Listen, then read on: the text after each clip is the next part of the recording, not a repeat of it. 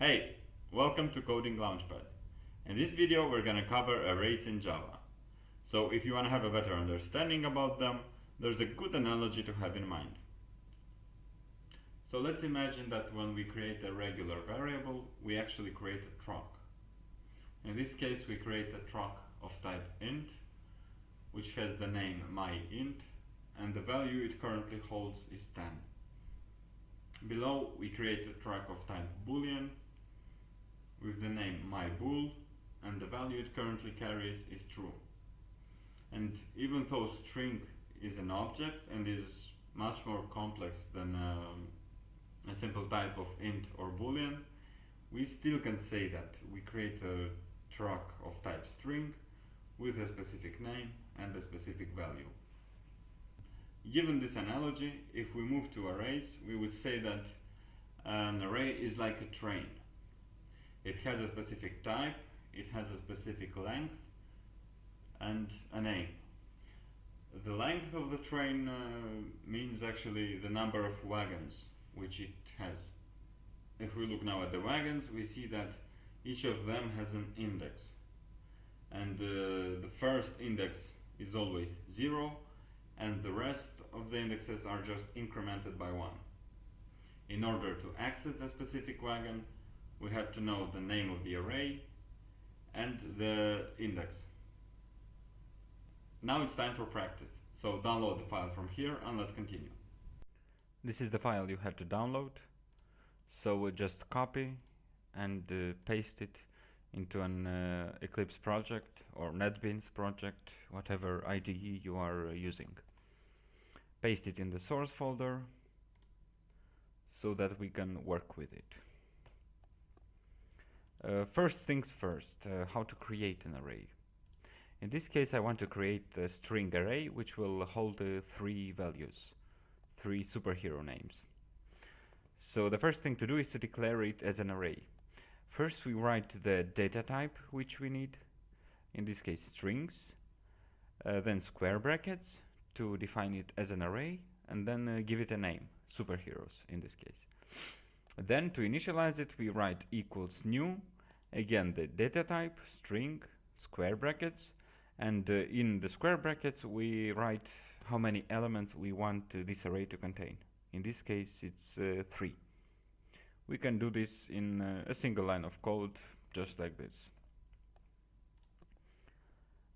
To store values in an array we have to use indexes. Indexes are these numbers inside the square brackets. So for example, the value at position 0, at index 0 in the array superheroes is Iron Man now. At index 1 is Spider-Man, at index 2 is Jean Grey. That's how we set the values. It doesn't have to begin from the first index, we can do it like that, there's no problem with it. We can even leave some of them empty. But that's how we set values to a specific index in an array. Another way to initialize an array is to do it like this. First we declare it, like before. Then we say equals new string, again square brackets, then open accolades, and inside the accolades just write the values directly, separating them by commas. So basically now this array will also have a length of 3 because we've initialized it this way. If we will write here another bad dude, this supervillains array will have a length of 4 from the beginning. So let's go and check out the values which we've introduced in this array. Here we are printing out the value at index 0 in the superheroes array, and the value at index 2 in the supervillains array, which is the Joker. Iron Man and Joker. Joker is at index 2 because the indexes begin at 0. So Goblin is 0, Ultron is 1, Joker is 2. Now let's do some more reading and writing. Here, for example, we create a completely new string, a new villain, by adding two values, one from the superheroes array, index 2, and superheroes array, index 2, and supervillains array, index 0, which is Goblin. And then we print out this new villain we have created. And it's Jean Grey Goblin. Of course, we can add just one string here. So the new villain will be just Jean Grey. Or we can add even more. We can make Jean Grey Goblin another bad dude. So we would write supervillains index 3. Let's see the new villain we have created. Yes, Jean Grey Goblin, another bad dude. Really great. Now we can of course always replace the values at these indexes in an array at any point in time. So for example here, superheroes index 1, which is Spider-Man, we write again Spider-Man plus the supervillain at index 2, which is the Joker. So before this, the superheroes at index 1 was Spider-Man. After this, it's gonna be this new combination. So let's see how that plays out. Yes, Spider-Man, and then it's Spider-Man Joker. We have replaced the value here. We can just write the name of Joker here, basically replacing the superheroes, the value in superheroes index 1 with the value in supervillains index 2. So now superheroes index 1 will have another value, will become the Joker. Another thing to know is, well, since this is an array of strings, we can put any string we want. Even this new villain, which we have created before.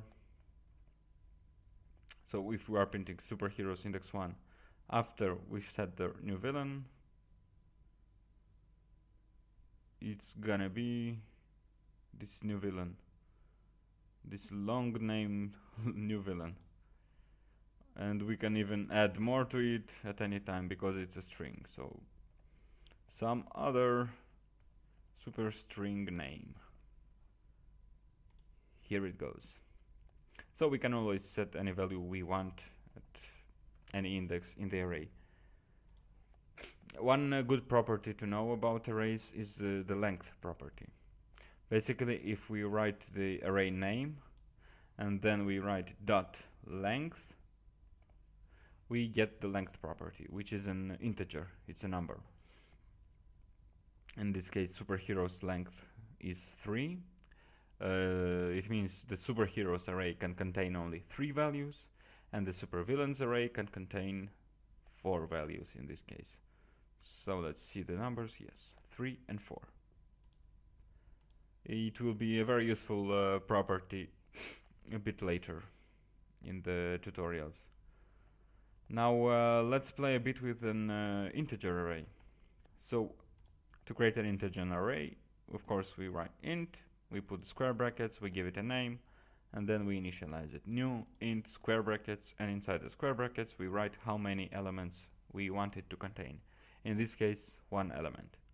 And since it has only 1 element and the indexes begin from 0, the only place where we can store a value in this array is at index 0. And we set this value to 33. So let's print the value at index 0 and print the length. The value at index 0 is 33 and the length is 1, as expected. Now let's try some other thing. Let's say, okay, the array can contain only 3 elements at indexes 0, 1, 2. What will happen if we are trying to store a value at index 5, let's say? Some new superhero. What will happen is an array index out of bounds exception will happen.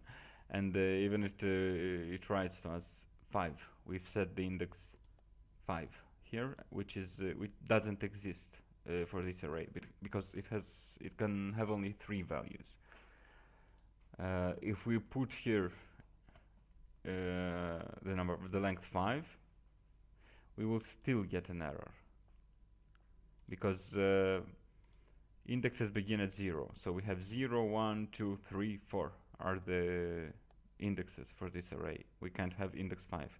If we want to be able to have index 5, we have to make an array of 6 values. So we can print here the value at index 5. No more error. What happens if we try to print index 3, for example, which is empty? Well, what will happen is it's going to be the default value for an array, for the data type. For example, here if we make the array of length 2, so it can store 2 values. If we'll try to print the index 1, which is the second index in here, we'll get the default type for integer first, which is 0, and the default type, the null. Null is an uninitialized object, which the array does for object arrays. So it's gonna be 0 and null. Default integer and uninitialized object, null. Now, if you want to train a bit more the arrays, I recommend you do this little task I have for you. First of all, you have to initialize the super numbers array with the length of 3. And then you have to add these 3 values in it. So at each index, it should have one of these values, 155, 83, and 99. But you are allowed to do this only by using the allowed numbers array, which are here. So basically, if you would need the number 44, the only thing you could do is this one. Basically adding 22 plus 22. And just let's print it out. 44. Yep, it's number 44 because we've added 22 with 22. If you want to verify if you made the task correctly, if your solution is right, just uncomment this last line. It's a method which will tell you if your solution is correct. So just write here your the way you solve this exercise and leave this line in the end. After you finish the task, make sure to check the second part of this tutorial.